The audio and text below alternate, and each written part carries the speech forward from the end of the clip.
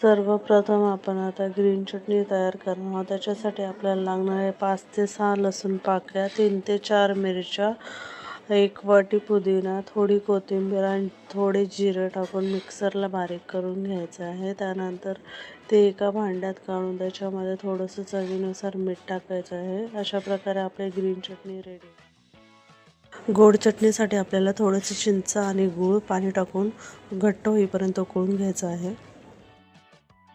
त्यानंतर आपण stuffing ready करून घेणार आहोत. कढईत थोडंसं तेल घालून त्यात जिरं, कढीपत्ता आणि मोहरी टाकून घ्या. त्याच्यानंतर अद्रक, लसूण, मिरची आणि कोथिंबीर घालून केलेले वाटण टाकायचे आहे. त्यानंतर थोडीशी हळद आणि 3 ते 4 उकडलेले बटाटे टाका आणि वरून चवीनुसार मीठ टाकून घ्या. अशा प्रकारे स्टफिंगसाठी भाजी रेडी आहे. 2 ब्रेडचे स्लाइस घ्या, त्यांना अशा 2 पार्टमध्ये कापून घ्या. नंतर त्यात जे स्टफिंग तयार केले आहे ते भरून घ्या.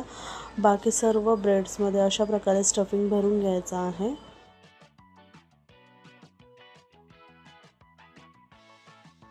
आता एका भांड्यात बेसन पीठ, थोडेसे पाणी आणि त्यानंतर थोडंसं मीठ टाकून एक बॅटर तयार करून घ्या.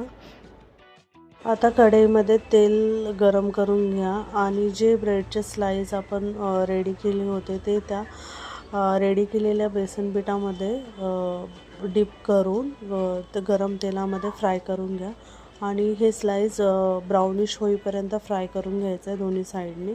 अशा प्रकारे सर्व स्लाइस आपण फ्राय करून घ्यायचे आहे.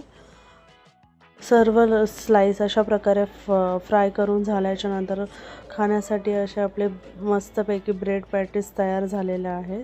तुम्ही पण एकदा घरी नक्की ट्राय करून बघा आणि कमेंटमध्ये नक्की सांगा कसे झालेत ते.